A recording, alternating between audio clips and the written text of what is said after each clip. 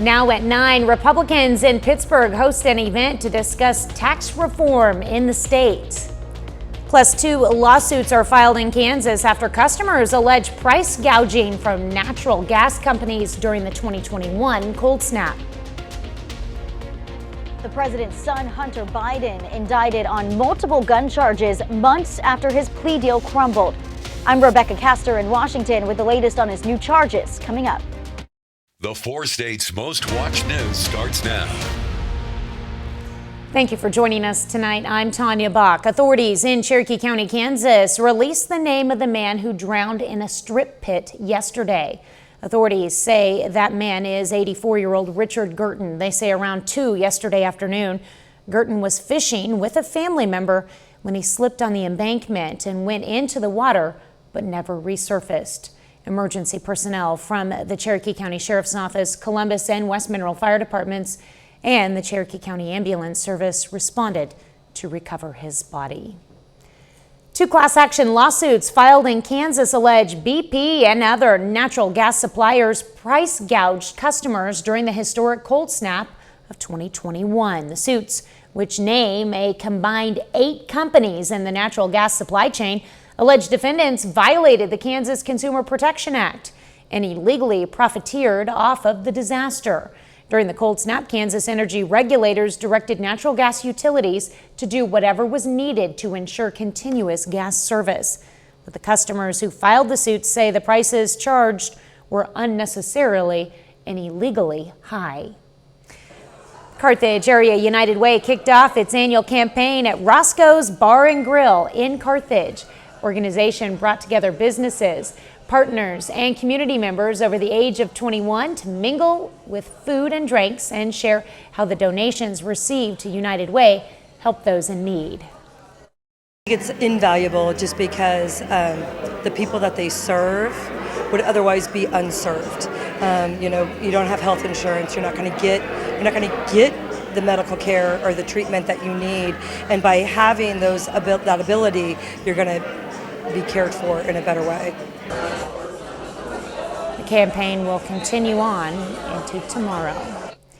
Pittsburgh hosted a Republican event to discuss tax reform in the state of Kansas. Americans for Prosperity's organizers say their goal is to raise awareness for their proposed reform. According to them, the bill aims to simplify the code and lower rates for Kansans. KOAM's Fernanda Silva has the story.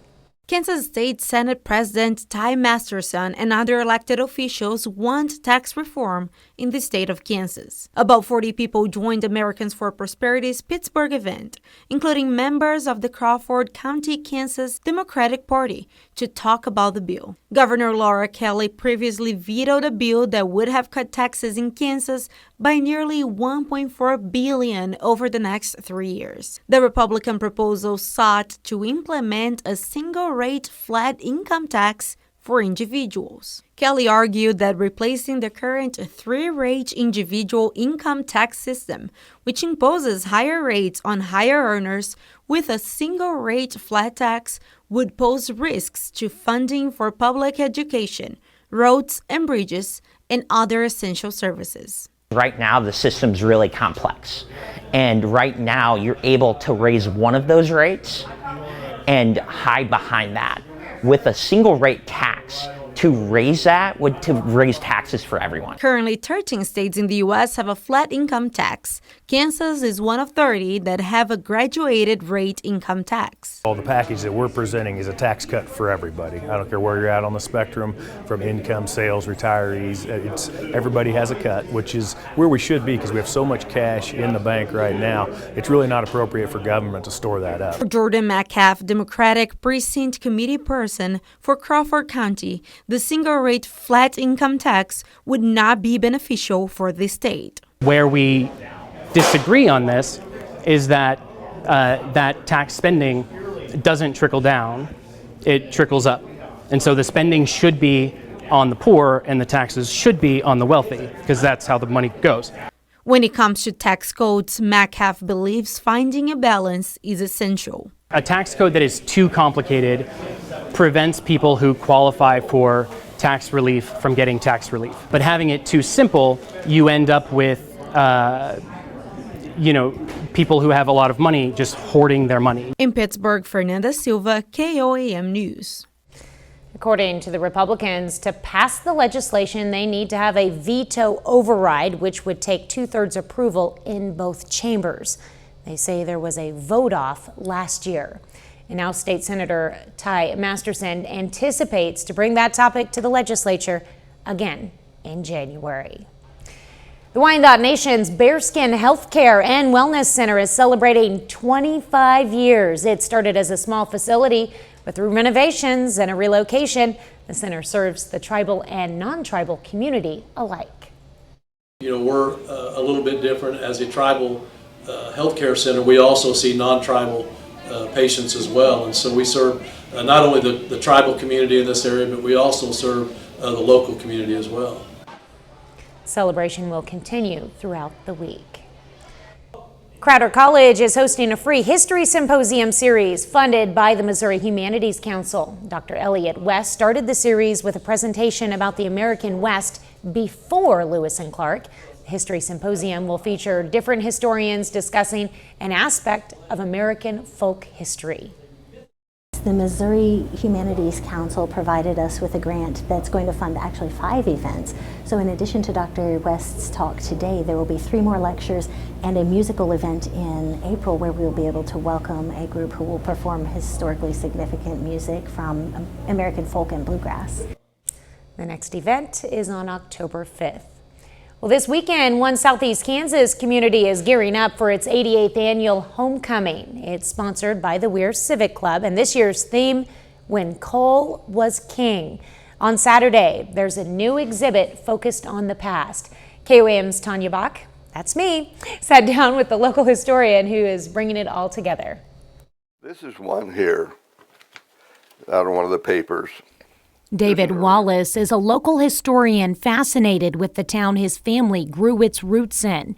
He runs a Facebook group dedicated to Weir City history and creates videos dedicated to preserving local stories. Weir was populated. It was a big place. It had a lot of things going on. There are lots of people all over the country who came through Weir. There's a lot of history, a lot of coal history for this town.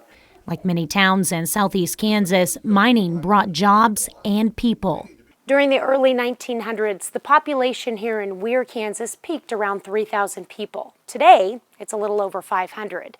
But during that time, a lot of cool things happened, including the invention of the fly swatter.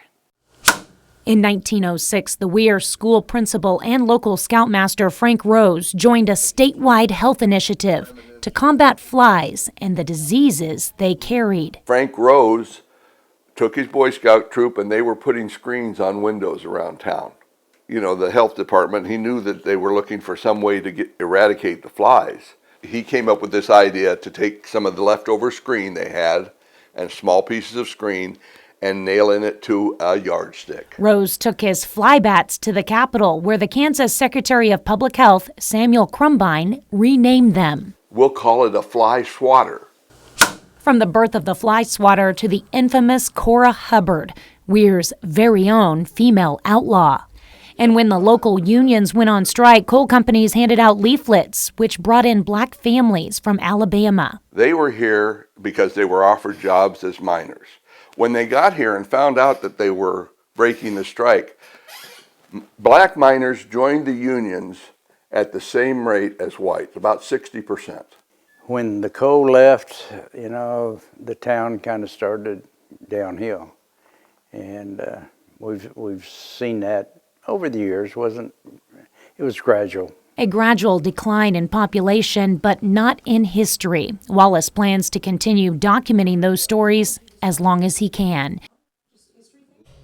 The 2023 Weir Homecoming kicks off Friday with a free chili and bean feed and the coronation of the Weir Homecoming royalty. Now, David Wallace's Weir City, Kansas history tent will be set up Saturday morning, both before and after the parade at the restored Texaco on Main Street. You can find a complete schedule on our website at KOAMnewsnow.com. Well, the Boys and Girls Club in Joplin invited kids and their family out to an after-school bash this evening.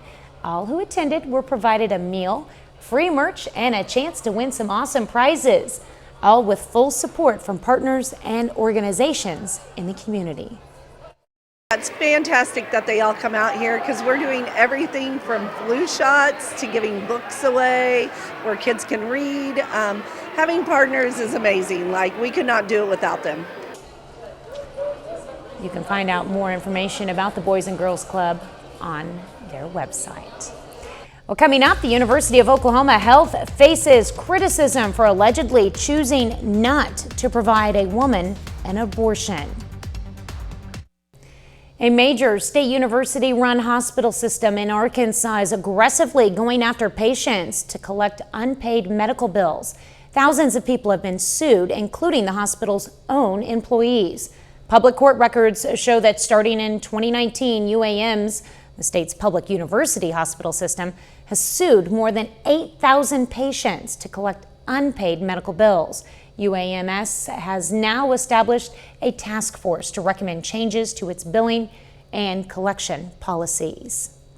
OU Health in Oklahoma is facing criticism for allegedly choosing not to provide a woman an abortion. The woman had a partial molar pregnancy, which could have killed her if left untreated. The woman went to another state for the abortion, which is banned in Oklahoma. As Andy Weber reports, she's now filed a federal complaint. This is the 16-page complaint filed by J.C. Staton and her attorneys with the Center for Reproductive Rights. In it, attorneys claim that OU Health staff acknowledged Staton's partial molar pregnancy could kill her if gone untreated. She told me that it was a dangerous condition where the pregnancy develops intertwined with a tumor due to the extra genetic material, and it can become cancerous. But that an abortion could not be performed unless the woman was crashing or on the verge of a heart attack. They couldn't touch me until I was crashing, and that we should wait in the parking lot until I was about to die. The complaint argues OU Health and their children's hospital had no legal basis to deny the abortion for Staton, and that the state's 4 abortion bans allow for medical emergencies, but also acknowledge that providers are confused by what the law actually allows. Attorneys for Staton want feds to investigate and penalize OU Health for any violations of federal or Oklahoma law. We will never get over what happened to us, turned away from so many hospitals, where skilled and caring doctors could not act to save my life. OU Health released a statement which read in part, quote, "Our healthcare complies with state and federal laws and regulatory compliance standards." Well, Doug is next with a complete look at the forecast. And later we hear from the Pitt State Gorillas as they prepare for their Week 3 matchup against Central Missouri.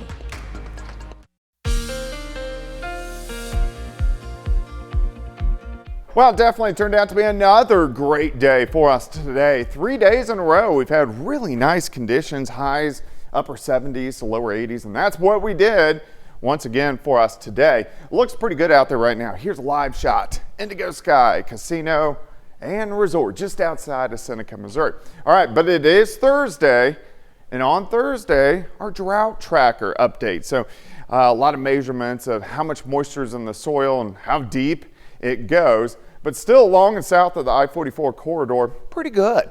But once you go north, I-49, Nevada, Stockton, bad drought. Once you get out west of Chanute's really improved. I mean, still bad, but has really improved over the past 6 months or so. Temperatures right now, we're sitting mid to upper 60s to near 70 degrees. Here's 7th and Rangeline, currently sitting at 68. Visibility is good. East southeasterly winds at about 5 to 10. There's nothing going on here. We do have some dying showers to the west of Wichita, but we're kind of watching this next wave. You can see this line of showers and thunderstorms. That is a cold front, more like a wind shift line that is heading toward us, and it will give us chances for rain late tomorrow night and then heading into Saturday morning. All right, here's Hurricane Lee. This is a low-grade hurricane. Hurricane 1, Category 1, clocking winds 85 miles per hour, is going to track north, and by the weekend, it's going to affect and make a landfall in the New England states, maybe just east of Maine, but it's going to affect the New England states as we head into the weekend. So that's what's going on in the tropics. Back here at home, we look okay tonight. Mid-50s, maybe a random sprinkle in our western counties. As we go through the morning hours, we warm into the mid 70s. By afternoon, I'll stop 4:30 p.m. Most of us 80, 81 degrees for an afternoon high. Tomorrow night, clouds start to thicken up, and look at this, showers, even a couple thunderstorms start to press in. So here's 3 a.m. These are going to be scattered, so it's not widespread heavy rain. Sinking south and east. Here's 7:30 in the morning on Saturday. As we get into about the noon hour, still our southern counties getting showers, and then starting to shift out of here as we get into Saturday afternoon. But we could still get a random shower or two late Saturday, and then clearing out Saturday night. Sunday is shaping up really good. All right, day planner for you Friday, starting at 58, 77 by noon, 82. That's going to be our high. Let's go to Friday night. We got Friday night high school football. Weather looks good by kickoff, 77, 71 by the fourth quarter, and it will be dry as we go into Friday evening. All right, let's go 82 tomorrow, 80 Saturday with those showers. Sunday looks great. Monday looks good. Rain chances back in Tuesday into Wednesday, and then again Friday and Saturday of next week. But overall temperatures mainly into the 80s. Tanya? Thanks, Doug. Coming up, more pain at the pump. We take a look at what's behind the latest jump in gas prices. Gas prices are climbing across the nation, but prices in our area beat the national average of $3.86 per gallon. Now, according to AAA, the average for a gallon of regular in Oklahoma is $3.80. In Kansas, it's $3.73. In Missouri, it's $3.69. And in the lowest for this region, Arkansas, where the average is now $3.49 per gallon. Well, the rising cost at the pump stems from a jump in oil prices. A barrel of crude oil has breached the $90 benchmark for the first time in 10 months. That's leading to an interesting situation for motorists. Gas prices are going up, even though demand is easing and the summer driving season is over. AAA says that's the national average. The national average is up 6 cents compared to last week and 16 cents higher than last year. Well, here's another sign of price increases. A new report shows the producer price index rose to 1.6% in August. That's higher than economists had expected. The Bureau of Labor Statistics says month to month it ticked up 4.4%. That's largely in line with forecast. More than 50,000 water bead toys sold at Target are being recalled, and that's after one baby died and another was injured. Recall is for Chuckle and Roar Ultimate Water Beads activity kits from Buffalo Games. Affected kits include those sold nationwide, in-store and online from March to November of last year. The Consumer Product Safety Commission says if kids eat the beads, they get bigger in their stomachs, and that can cause intestinal obstruction. Up next, we'll learn about this heartwarming moment between two sisters in their 90s who live on opposite ends of the country. A pair of sisters now going viral after their heartfelt farewell. A 94-year-old woman from New Hampshire traveled all the way to Nevada to see her little sister, who is 90 years old. Now, the trip has been in the works since 2020 when the COVID-19 pandemic hit and the sisters were forced to stay apart. Many say this clip has reminded them the value of time. And many say they've reached out to someone they love because of it. 30 more minutes of news, weather, and sports coming your way. A federal grand jury announces it's indicting President Biden's son, Hunter. Plus, calls from both sides of the aisle in Washington for congressional workers to return to the office. Federal prosecutors indict the president's son, Hunter Biden, on gun charges. A historic move that comes after a plea deal fell apart this summer and as House Republicans launch an impeachment inquiry into the Biden's business dealings. Fox News correspondent Rebecca Castor has more from Washington.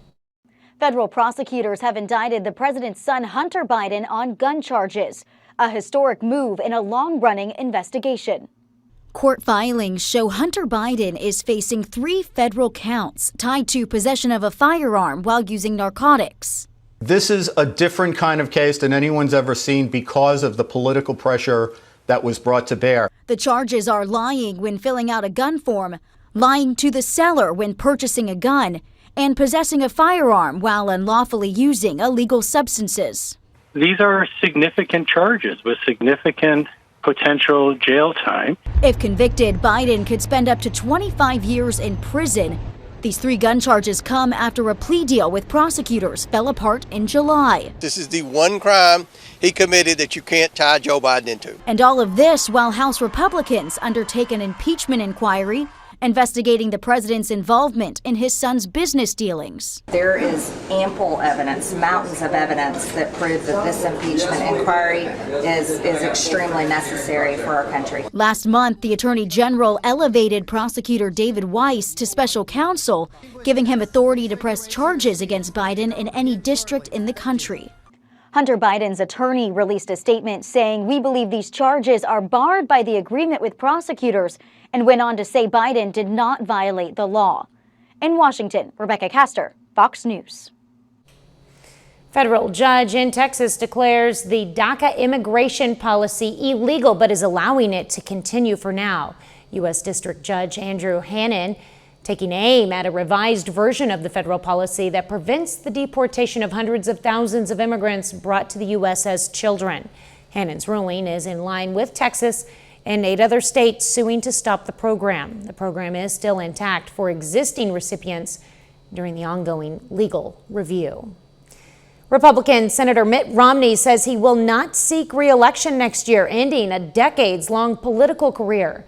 76-year-old from Utah cited his age and called for a new generation of leaders to step forward. Senator Romney's decision means Washington is losing one of the few consensus builders left in either party. The former Olympics boss, Massachusetts governor, and 2-time presidential candidate says he is retiring. Well, there's a renewed push for federal government workers to return to their offices. The pressure is coming from both sides of the aisle, and one senator even says workers who moved away during COVID and are still being paid as if they live in Washington are guilty of fraud. Fox News congressional correspondent Asia Hassini has details. Congress is divided over work from home as federal buildings in Washington continue to sit empty. We've heard reports of VA employees who are doing their work from a bubble bath. Today, lawmakers grilled agencies like the Department of Homeland Security on their remote work policies. According to DHS, 85% of its workers nationwide report on site more than 50% of the time. What assurances do you have that folks are totally engaged in their work when they're at home? They can be distracted. So I want my supervisors to be engaged. They can monitor what they're doing on the internet. This summer, the White House asked all federal agencies to bring workers back to the office after a Government Accountability Office report found 17 of the 24 federal agencies use an estimated average 25% or less of their headquarters building's capacity. The report further broke down how much that's costing taxpayers. Federal agencies spend about $5 billion annually to lease office buildings nationwide and $2 billion to operate and maintain them, whether they're used or not. But House Democrats, who themselves worked remotely up until this year, defend telework, saying it attracts candidates in a competitive job market and increases productivity. 70% of federal employees reported that telework had improved productivity at their agency a great deal. The GOP-led House tried to tackle this issue earlier this year by passing a House bill that would require federal agencies to reinstate their pre-COVID telework policies, but that bill went nowhere in the Senate. On Capitol Hill, I'm Aisha Hasney, Fox News. A bit later, a history lesson on America's most watched sport. An upcoming film goes back to the beginning of the NFL. I'm Matt Napolitano in New York with a look at a documentary that tells the story of the league's very first game.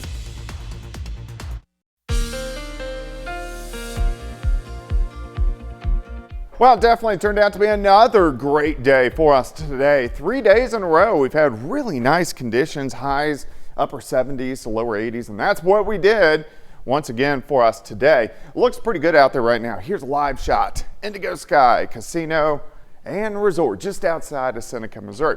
All right, but it is Thursday, and on Thursday, our drought tracker update. So a lot of measurements of how much moisture is in the soil and how deep it goes. But still along and south of the I-44 corridor, pretty good.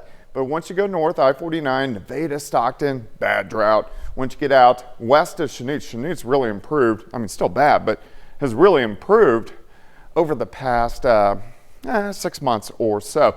Temperatures right now, we're sitting mid to upper 60s to near 70 degrees. Here's 7th and Rangeline, currently sitting at 68. Visibility is good. East southeasterly winds at about 5 to 10. There's nothing going on here. We do have some dying showers to the west of Wichita, but we're kind of watching this next wave.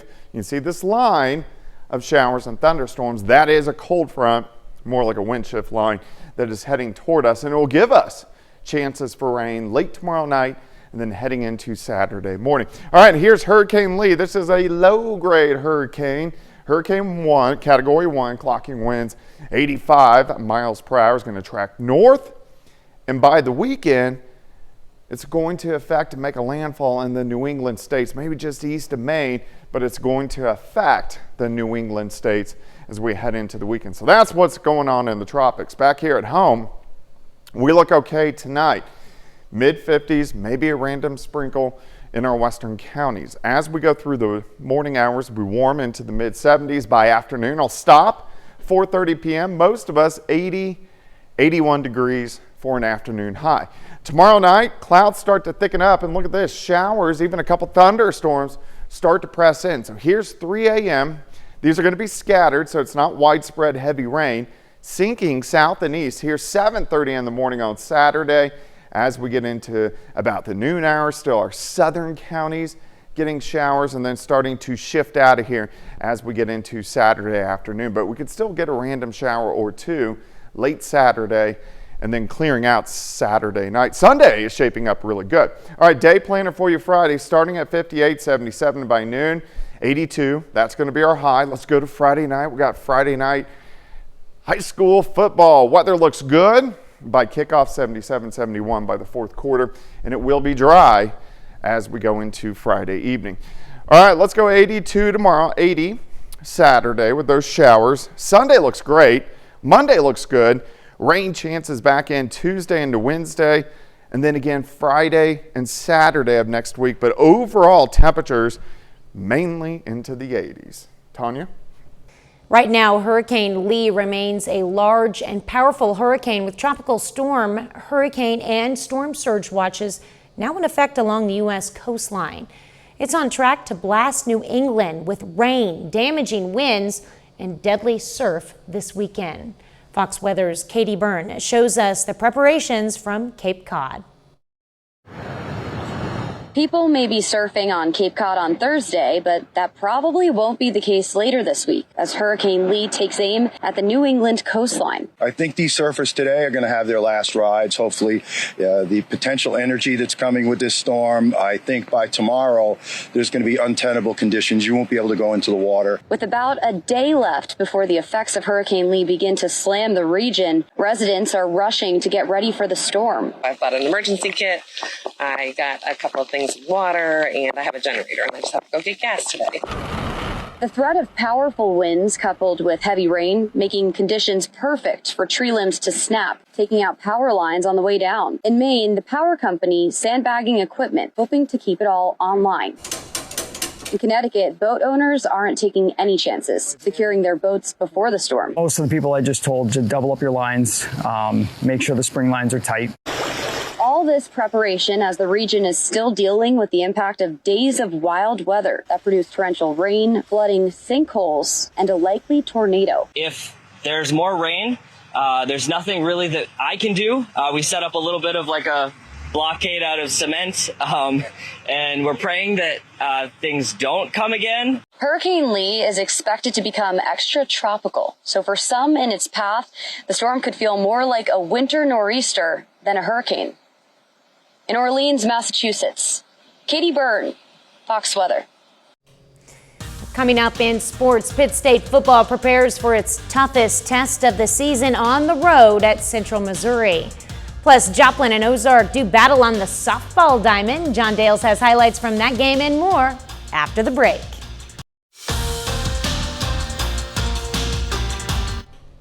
Pitt State football is undefeated heading into this weekend's road game against fellow unbeaten Central Missouri. And even though the Gorillas took down the Mules by 2 scores when they played last year, they know UCM is a dangerous team in 2023. Completely different style of play, certainly spreads you out, up-tempo. Last year they were in bigger personnel packages and playing a lot slower, and I think even had the quarterback under center some. You know, they spread you out, quick passing game, quick screens, double moves, really do a great job with their tempo, and they've improved personnel-wise. They did a great job in the portal, and have some transfers in there that are really helping them play good football. Do what we do as a defense. You know, I don't think it really matters too much about the opponent. It just matters about, like, us going into practice every day, you know, doing the best that we can do every day, just trying to get better. And I think that'll just help us go against whoever we have to go against, you know. The Gorillas have been a second-half team in 2023. They've outscored their opponent a combined 55-7 in the third and fourth quarters through the first 2 weeks. The Mules have scored upwards of 40 points in each of their first 2 wins, though. Joplin High School softball back at home this afternoon. The Eagles coming off 2 consecutive losses in COC play earlier this week against Webb City and Republic. Tonight, they host Ozark. COC matchup, Lady Eagles trying to bounce back against the Lady Tigers. We pick things up in the first inning. Tigers strike first as Audrey Carlton hits a ball into left field. RBI single, Ozark up 1-0. We go ahead, bottom of the third, same score. Jaden Pankow drives this one up the middle and through. 2 runs will score for Joplin on the RBI single, 2-1. Eagles lead.